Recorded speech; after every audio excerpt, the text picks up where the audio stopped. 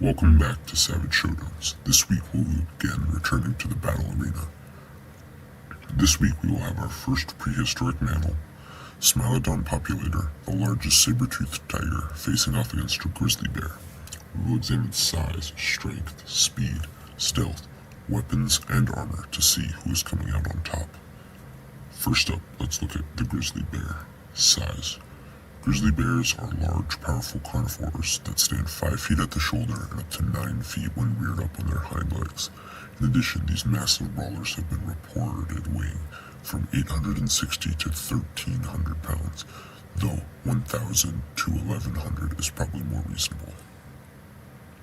Strength. Grizzlies are powerful predators that have been said to be 5 times stronger than a human and can throw 1,000-pound animals with ease.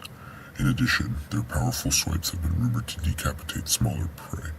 While this is likely an exaggeration, it gives a good look into how strong their paws actually are. Finally, bite force. Previously on this channel, we used PSI to measure bite force. However, it has come to our attention recently that this is a flawed metric, and so moving forward we will be using newtons for bite force. That said, the bite force of a grizzly is 1,160 newtons. This impressive bite force is rumored to be enough to crush a bowling ball. Speed. Grizzly bears are fast predators capable of running 35 to 40 miles per hour in short bursts or sustaining slower speeds over distance. Stealth. Grizzlies are not incredibly stealthy predators, however, they are still quite stealthy and capable of ambushing prey and sneaking around. Weapons and armor. In terms of armor, the grizzly commands its thick hide, capable of stopping many low-caliber bullets, dense musculature, and bones, and an additional layer of fat, primarily for warmth, but that can serve as a protective layer in a fight. In terms of weapons, grizzlies have their massive 2.5-inch teeth, coupled with their impressive bite force, and their massive claws that can go up to 4 inches long. These weapons give the grizzly the potential to crush, slash, rip, and tear their prey, as well as fight other predators, including other large grizzlies. Now for Smilodon populator. Size. Smilodon is a general term for a group of animals, also known as saber-toothed tigers. The Smilodon populator was the largest, weighing in at an impressive 960 pounds and standing roughly 4 feet tall at the shoulder. Strength. The Smilodon had an impressive bite force of roughly 1,000 newtons. This power was mostly concentrated on its massive canines, from which the species derives its name, giving it incredible piercing power. The populator was believed to be able to run up to 37 miles per hour for short bursts. Stealth. The Smilodon was likely very stealthy, similar to modern big cats, and likely stalked very close to its prey before utilizing its impressive speed in an ambush. For the purposes of this battle, we will assume that it is stealthier than the grizzly. Finally, weapons and armor. As an extinct mammal, we don't know much about the nature of Smilodon's hide. However, based on its prey and modern big cats, we can assume it had a thick hide and dense bone. These were protected from blunt attacks from its prey, as well as claws and teeth from other predators. In terms of weapons, the Smilodon had claws, but due to lack of fossil evidence, their size is unknown. For this fight, we will assume it had roughly 2.5 to 3-inch claws. This number was gained by scaling the claw size of a lion up to the size of a populator. However, the most famous and impressive weapon was definitely its canines, which grew up to 11 inches long and were serrated. So, those are our contenders, but who wins? Let's find out.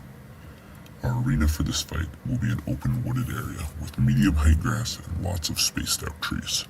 Our two combatants are wandering through the woods. The Smilodon is looking for its next meal. The bear is foraging, looking for berries, roots, or something to hunt. Really just anything it can eat. The bear finds a berry bush and begins to eat, and shortly afterwards the Smilodon fights the bear, who is happily eating. The Smilodon begins to stalk closer for an ambush, and as it stalks closer, it prepares to pounce. Finally, it charges and jumps on the bear, attempting to bite its neck. The bear rears up on its hind legs, and the sudden shift from horizontal to vertical causes the Smilodon to jump off. The two predators square up with each other, prepared for an all-out brawl. The bear begins to roar at the cat, stamping its front paws. The two charge each other and begin to wrestle, standing on their back feet. The slightly larger bear is more used to this style of fighting, but the Smilodon's claws are raking into its shoulder. The bear tosses the Smilodon away, causing it to hit the ground hard and cutting it with its claws a little in the process. The Smilodon, however, quickly jumps back to its feet and realizes that it can't beat the bear in strength, at least not likely. The two apexes begin to circle each other, and the bear charges. The Smilodon turns and swats the bear with its claws, leaving some minor cuts before jumping out of range. The bear rears up on its hind legs and roars. The Smilodon charges at it and jumps as the bear swings, getting hit with enough force to break the bones in a smaller animal. The cat is knocked off course and once again lands hard, bleeding from where the bear's claws made contact with its body.